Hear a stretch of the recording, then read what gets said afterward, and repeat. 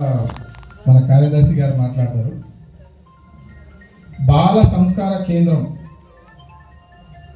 అంటే ఏంటి? బాల సంస్కార కేంద్రం వల్ల లాభం ఏంటి? నేడు ఈరోజు పరిస్థితిలో మన సంస్కృతి అనేది ఇట్లాంటి పల్లెటూర్లలో కొంత కనిపిస్తుంది. కానీ మన పిల్లలు కూడా పై చదువులు మంచిగా చదివించి పై చదువులకు పట్టణాలకు వెళితే వాళ్ళు కూడా సంస్కారహీనంగా మారుతున్నారు. అది ఎక్కడ లోపం ఎక్కడ జరుగుతుంది అనేది పెద్దలందరూ కూడా గమనించవలసినటువంటి విషయము. నా దృష్టిలో చాలా గ్రామాలు తిరిగాను, పట్టణాల్లో కూడా చూస్తుంటాను. ఒకటే లోపం అనిపించింది నాకు. పిల్లల జీవితం అనేది ఒక మిషన్ లాగా అయిపోయింది. ఉదయాన్నే లేవాలి, తయారు కావాలి, బడికి పోవాలి, సాయంత్రం రావాలి, చదువుకోవాలి, హోంవర్క్ చేయాలి.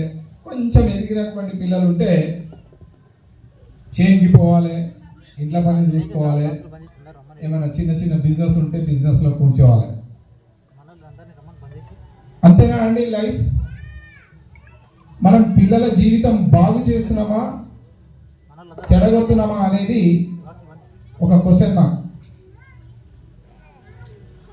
అయితే చాలా ఒక సామెత ఉంది, సంస్కారం లేనటువంటి విద్య గుడ్డి విద్య అని అంటాం.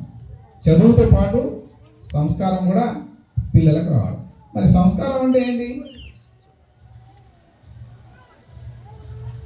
పెద్దలను గౌరవించాలి, తల్లిదండ్రులను గౌరవించాలి. మనకు 4 శ్లోకాలు రావాలి. వాటిలో భక్తి అనేది తల్లి, తండ్రి, అతిథి, గురువు, దైవం అనేటువంటి భక్తి కలిగి ఉండాలి. ఏ పని చేసినా వాళ్ళు విజయవంతం అవుతారు. మరి దీనికి మనం ఏం చేయాలి? చేయాల్సినటువంటి పని చెప్పి నేను ముగిస్తాను.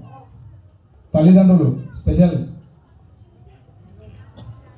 అమ్మగారులు, మీరందరూ కూడా ఈ చిన్న విషయాన్ని ఖచ్చితంగా కొన్ని విషయాలు చెప్తాను నేను.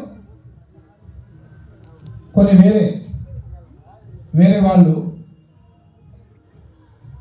ప్రతిరోజు వారి పిల్లలకు ప్రతిరోజు, వారంలో ఒకరోజు కాదు, ప్రతిరోజు 2 పూటలు ఒక్కొక్క గంట సమయము వాళ్ళ పిల్లలకు అది వాళ్ళ సంస్కారమో మళ్ళీ అది ఏదో అది నేర్పించడానికి పంపిస్తుంది.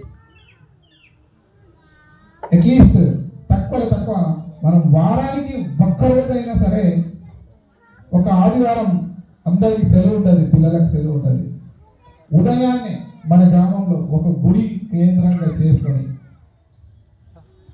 ఊర్లో చాలా మంది భజన పరులు అన్నలాంటి వారు ఉన్నారు. ఖచ్చితంగా కేవలం మన ఈ గ్రామంలోనే కాకుండా మన చుట్టుపక్కల గ్రామం కూడా ఈ ప్రయత్నం జరగాలి.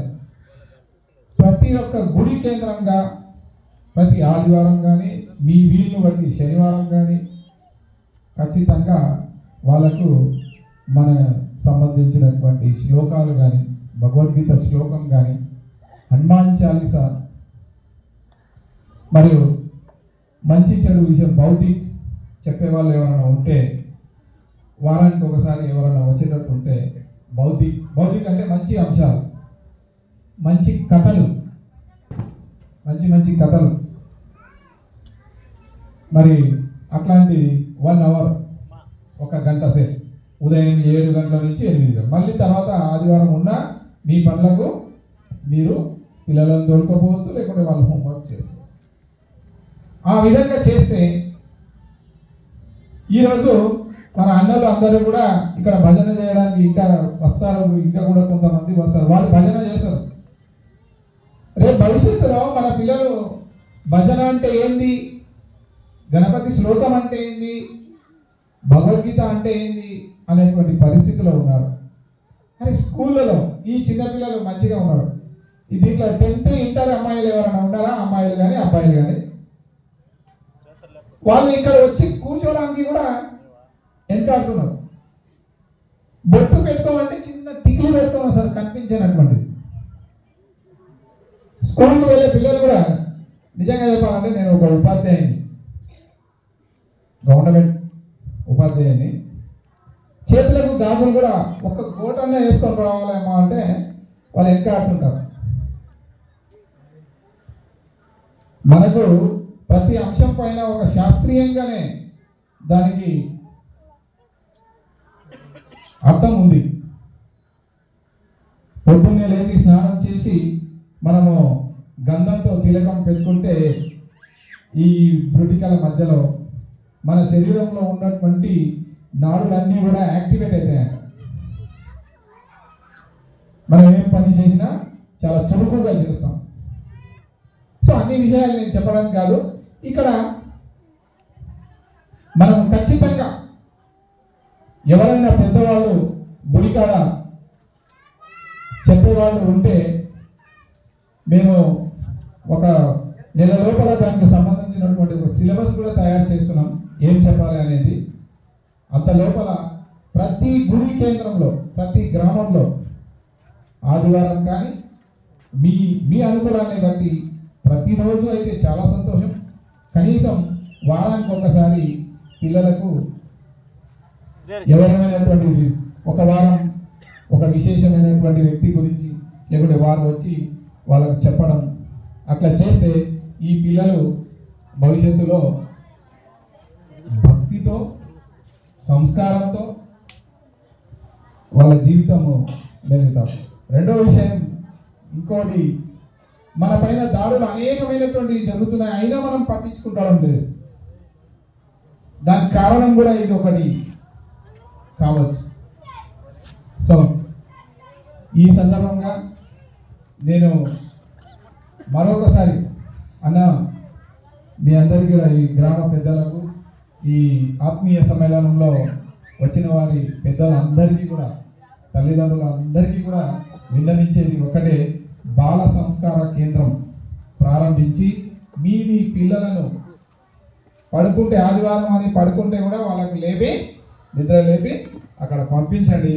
అక్కడ ప్రసాదం కూడా ఎవరైనా ప్రొవైడ్ చేసేటట్లయితే, కల్పించేటట్లయితే పిల్లలకు ఇక పుట్నాలు బెల్లం ఒక్కరు వచ్చినా ప్రారంభించండి. అతను రోజు మళ్ళీ వారం కల్లా అరే పుట్నాలు బెల్లం కూడా పెడుతున్నారు, మంచిగా చెప్తున్నారు అని చెప్పేసి 4 జతం చేసుకొని వస్తాడు. ఆ విషయం లోపిస్తుంది. రేపు మనకు మీరు భజన చేయడానికి కావాలి ఎవరన్నా అంటే ఎవరు దొరకరండి. సో చాలా కఠినమైనటువంటి పరిస్థితి ఉంది. సో పిల్లలకు మనమే ఆ చదువులో పడి అట్లా సరే చదవండి, ఈ సంస్కారం ఉన్నటువంటి విద్యార్థులే మంచి చదువులు చదువుతారు, మంచిగా ఎదుగుతారు. బళ్ళలో నేను చూస్తాను కటింగ్లు, రకరకాల కటింగ్, ఇక్కడ కట్ చేసుకుంటాడు, ఇక్కడ ఉంటాయి. కొంతమంది విద్యార్థులు అయితే ఇప్పుడు ఫ్యాషన్ అంట, ప్యాంట్ ఇంతవరకు ఉంటుంది టైట్గా, అవన్నీ మన చేతిలో ఉన్నాయి. సో ఇవన్నీ కూడా కట్ కావాలంటే మనం బాల సంస్కార కేంద్రం ప్రారంభించాల్సిందే. ఇంకా అనేక విషయాలు ఉన్నాయి. నేను నాకు అవకాశం ఇచ్చినటువంటి పెద్దలందరికీ కూడా ధన్యవాదాలు తెలుపుతూ ముగిస్తున్నాను.